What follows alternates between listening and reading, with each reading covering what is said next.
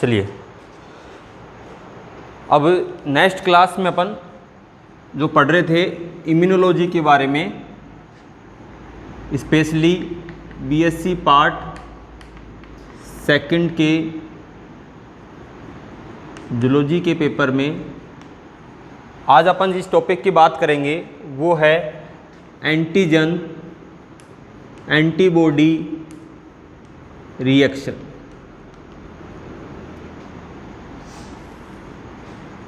Antigen antibody reaction नया chapter है ये। अपन ने सबसे पहले पढ़ा इम्यूनिटी, उससे पहले अपन ने देखा था इम्यूनोलॉजी क्या चीज़ होती है, फिर अपन ने देखा एंटीजन क्या चीज़ होते हैं, फिर अपन ने देखा एंटीबॉडीज़ क्या चीज़ होती हैं, और अब अगला अपन टॉपिक इसमें शुरू करेंगे कि जो एंटीजन होते हैं वो एंटीबॉडी के साथ किस प्रकार से क्रिया करते हैं, क्या क्या इनके अंदर क्रियाएं होती हैं, किस प्रकार से रिएक्शन होती है, कितने टाइप की रिएक्शन अपन को देखने को मिलती है। ठीक है, तो लिख लेना इसमें सबसे पहले एंटीजन एवं एंटीबॉडी में होने वाली रिएक्शन एक प्रकार से एंजाइम एवं सब्सट्रेट के मध्य होती है। इस क्रिया हेतु एंटीजन एवं एंटीबॉडी में स्पेसिफिक साइट पाई जाती हैं जिनसे एंटीजन एवं एंटीबॉडी मॉलिक्यूल्स अटैच होते हैं।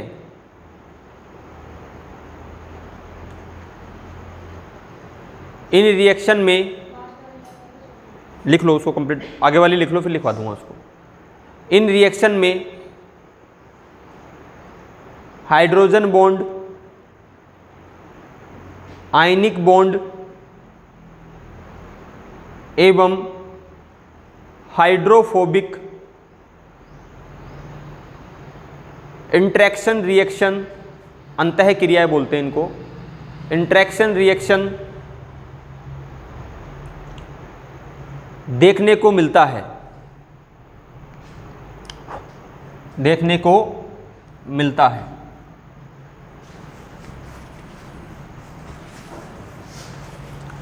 देखिए पुराने क्लासेस के अंदर भी आपको बता दिया था कि जैसे ये अपने पास कोई एंटीबॉडी मॉलिक्यूल्स है कि नहीं, ठीक है। इस एंटीबॉडी मॉलिक्यूल्स के ऊपर यानी इस तरफ यहां पर कौन सा रीजन पाया जाता है, कौन सा पाया जाता है, कौन सा सेगमेंट पाया जाता है। एंटीबॉडी की स्ट्रक्चर बताई थी ना, उसके अंदर बताया था आपको यहाँ पे कौन सा रीजन पाया जाता है, FB वेरिएबल रीजन पाया जाता है। ठीक है, ये जो साइट होती है किससे जुड़ती है, एंटीजन से जुड़ती है। किससे जुड़ती है, एंटीजन से जुड़ती है। अब ये जो साइट है जो एंटीजन से जुड़ती है इसको क्या बोलते हैं, क्या नाम होता है इसका, पैराटोप। क्या होता है, पैराटोप।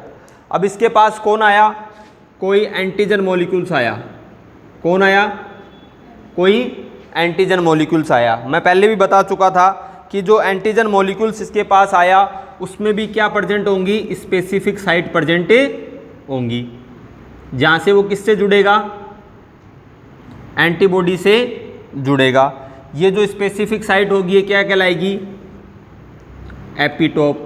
क्या कहलाएगी, एपिटोप। ठीक है, कहने का मतलब ये जो मॉलिक्यूल्स है ये मॉलिक्यूल्स कौन सा है, एंटीजन, और ये जो मॉलिक्यूल्स है ये मॉलिक्यूल्स कौन सा है, एंटीबॉडी।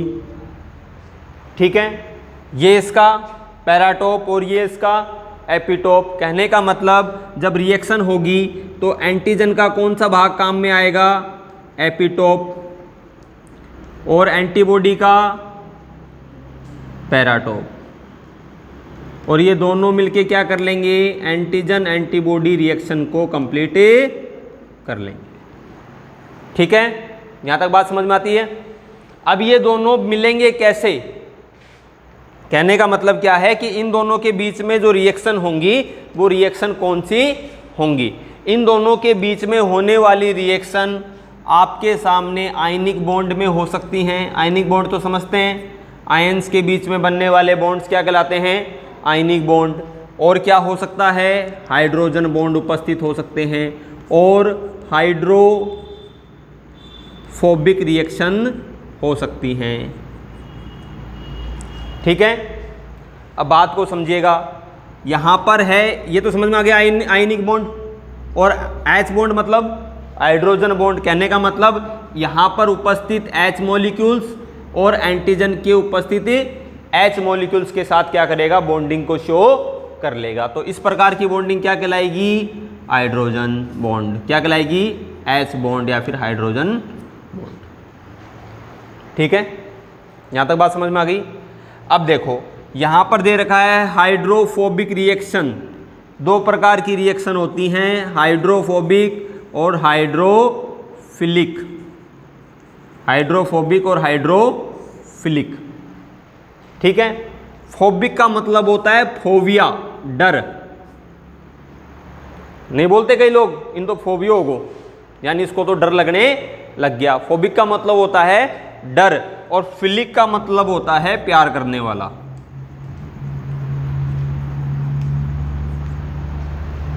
ठीक है, हाइड्रो मतलब पानी या जल, यानी जो जल में अभिक्रिया नहीं करे, इस प्रकार के रिएक्शन क्या कहलाएंगी, हाइड्रोफोबिक। और जो आसानी से जल के साथ क्रिया कर ले वो क्या कहलाएंगी, हाइड्रोफिलिक। एग्जाम्पल से समझना, वाटर में अगर साल्ट डाल दें तो क्या घुलेगा कि नहीं घुलेगा, घुलेगा। कौन सी रिएक्शन होगी, हाइड्रोफिलिक।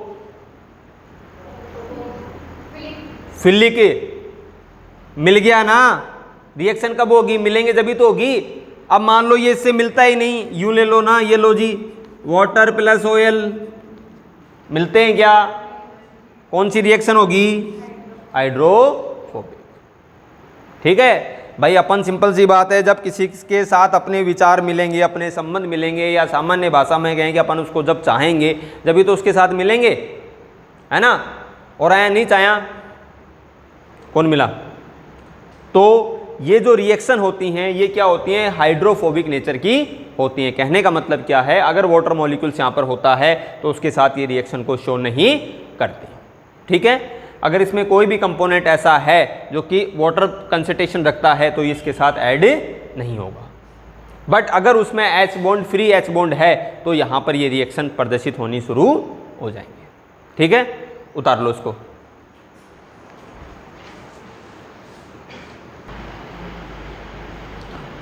चलिए अगला टॉपिक है journal characteristics of antigen antibody reaction, कि एंटीजन एंटीबॉडी में जब रिएक्शन होती हैं तो उनमें सामान्य किस प्रकार के कैरेक्टर देखने को मिलते हैं या पाए जाते हैं। ठीक है, नंबर 1 लगा के लिख लेना इसमें। Antigen antibody reaction specific type की होती हैं। थोड़ा सा लिखने की कैपेसिटी, स्पीड को मेंटेन करें।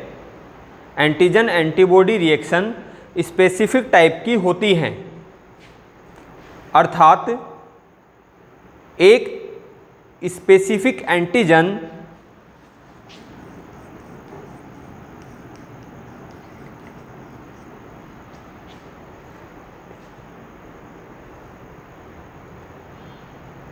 एक स्पेसिफिक एंटीबॉडी के साथ ही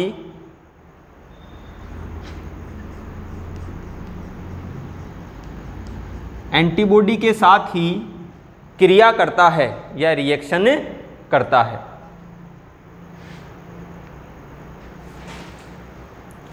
अब बात को समझिएगा क्या है कि आपके अपनी बॉडी में क्या प्रेजेंट है, एंटीबॉडी प्रेजेंट है। ठीक है, कोई भी एंटीजन आया, मान लीजिए यहाँ पर एंटीजन आया, तो सिंपल सी बात है इसके अंदर क्या प्रेजेंट होगा, स्पेसिफिक साइट प्रेजेंट होगी कि नहीं होगी, होगी, और इस वाले भाई साहब के पास भी होगी। कहने का मतलब क्या है कि ये जो एक एंटीजन है ये इस एक एंटीबॉडी के साथ ही रिएक्शन करेगा। ठीक है, परंतु कई बार जब ये साइट एक या एक से अधिक हो जाती हैं तो एक एंटीजन एक एंटीबॉडी के साथ अलग अलग प्रकार से क्रिया करने लग जाता है। कहने का मतलब मान लीजिए कोई एंटीबॉडीज है, उसके अंदर कितनी साइट प्रेजेंट हैं, 2 साइट प्रेजेंट हैं, और यहाँ पर एपिटोप में इस एंटीजन में भी कितनी साइट प्रेजेंट हो गई, 2 प्रेजेंट हो गई। ठीक है, तो ये क्या बना लेता है, बाईवैलेंट बैलेंसिंग बना लेता है या बाईवैलेंट रिएक्शन को प्रदर्शित करता है।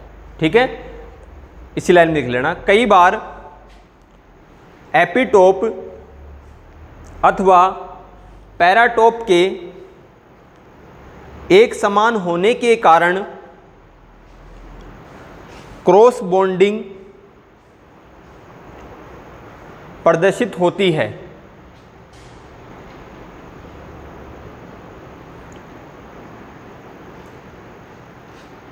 ठीक है, नंबर 2, एंटीजन एंटीबॉडी रिएक्शन में एंटीजन एवं एंटीबॉडी के कंप्लीट मॉलिक्यूल्स या पूर्ण अणु भाग लेते हैं।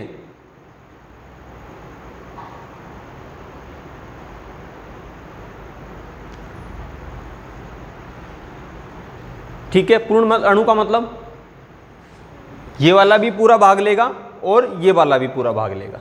ठीक है, ऐसा नहीं होगा कि नहीं इसके अंदर तो ये वाला मतलब इसकी तो हायर चेन ही भाग ले रही है और नहीं ले रही, नहीं, पूरा एंटीबॉडी मॉलिक्यूल्स भाग लेगा और पूरा एंटीजन मॉलिक्यूल्स भाग लेगा। ठीक है, अगला नंबर 3,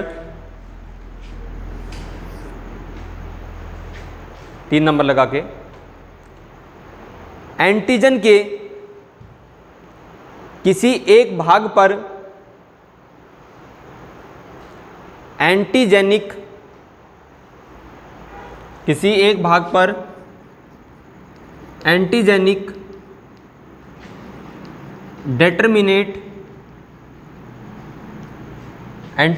डेटर्मिनेट उपस्थित होने के कारण पूरे अणु पर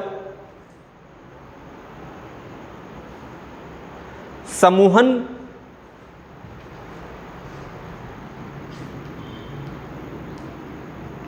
की क्रिया प्रदर्शित होती है।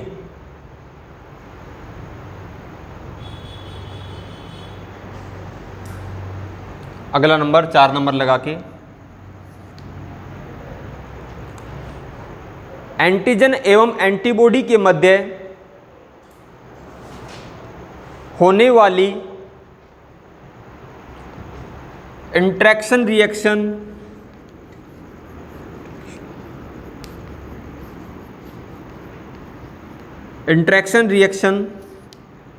सतही प्रकार की होती हैं। सतही मतलब इस सरफेस पे होने वाली, सतही प्रकार की होती हैं।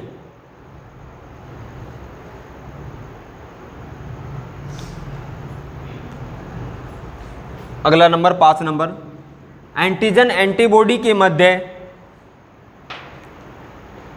होने वाली रिएक्शन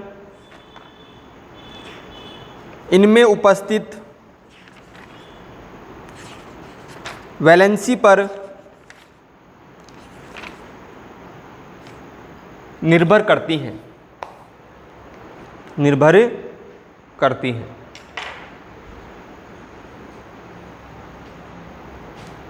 ठीक है,